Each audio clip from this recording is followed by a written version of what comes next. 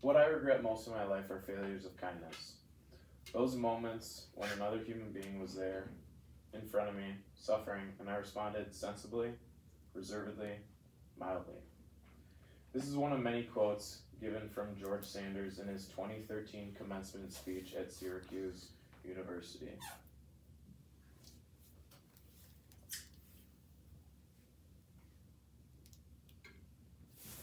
He introduces his speech with his biggest regret. He talks about many questionable decisions, and one stands out. This new girl in his class who was often picked on, she was different, and it made her an easy target. He still thinks about this to this day, and it outweighs the other questionable decisions in his life. He still thinks about what difference he could have made in her life. George Saunders' speech states, George Saunders' speech states his personal experiences and what he regrets most. He reminds us, who in your life do you remember most fondly? With the most undeniable feelings of warmth. These who were the kindest to you, I bet. Where and when? George Saunders gave this speech at Syracuse University in 2013 to the graduating class. The graduating class looked forward to hearing from the former graduate, except for one unlucky student who passed out moments before the speech due to the extremely hot weather on the day. Background. George Saunders is an American author who writes short stories and novels. He won the Man Booker Prize for Fiction with his book, Lincoln in the Bardo. He talks about some of his questionable decisions that don't outweigh his failures of kindness. He talks about being poor, working terrible jobs like a knuckle puller in a slaughterhouse. He talks about skinny dipping in a river in Sumatra that left him deathly ill for months, and humiliating himself in front of his crush at a hockey game. Significance then and now.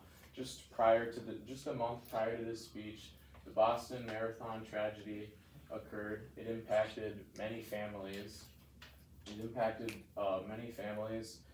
And left the U.S. in distress. What we know today. Failures of kindness are Saunders' biggest regrets. He did this speech because he does not want you to make the same mistakes. He wants you to make a difference in people's lives. Audience reaction. The audience was inspired to make a change in someone's life with a few small steps. He changed the perspective of the audience by giving his advice.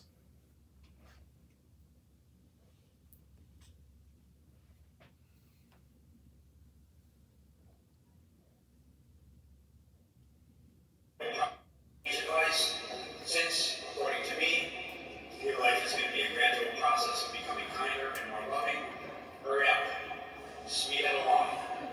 Start right now. Because kindness is hard. It starts out all puppies and rainbows, but then turns out to contain everything.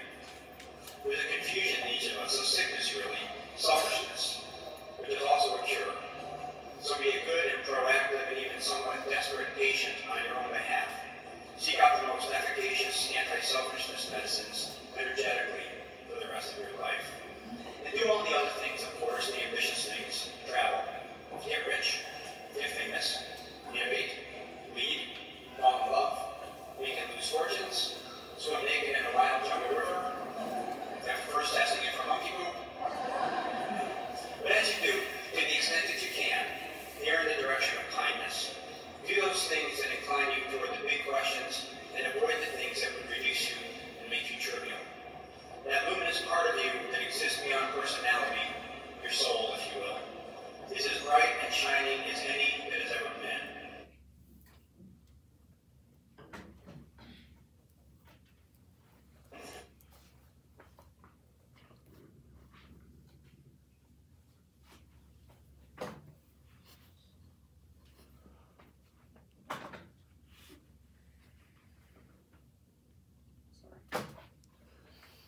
In the beginning of the clip, he shows his thesis on a mountain.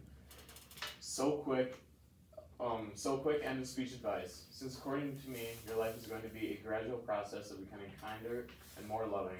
Hurry up, speed it along, start right now. These three synonymous phrases help emphasize his point. Hurry up, speed it along, start right now.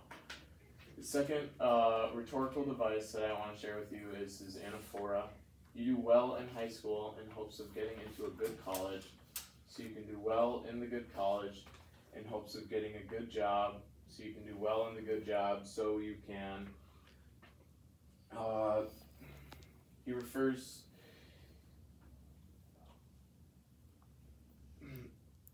repeats so you can do well,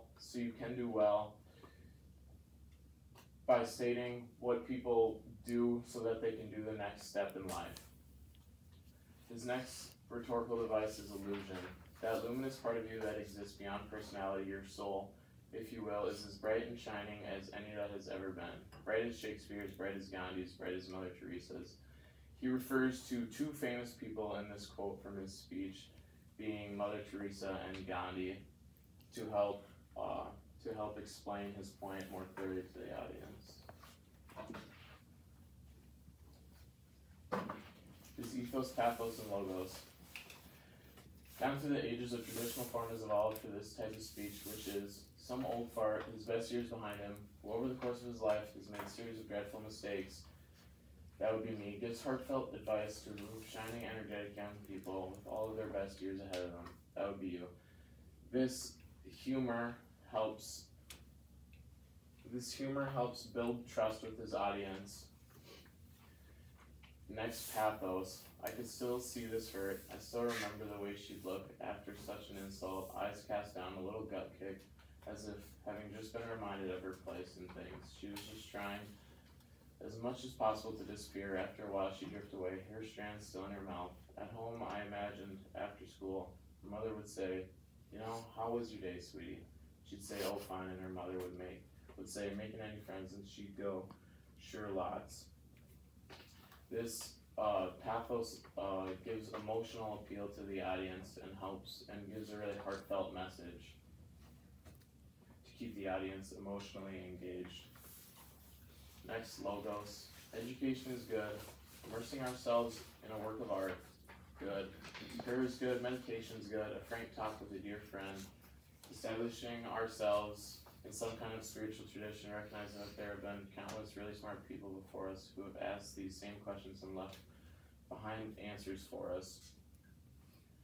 He does not give much statistics in his speech, but he does give this advice that is logical for the audience. Why will it endure? He gave this speech during a time when the nation was in distress and there wasn't much kindness to go around.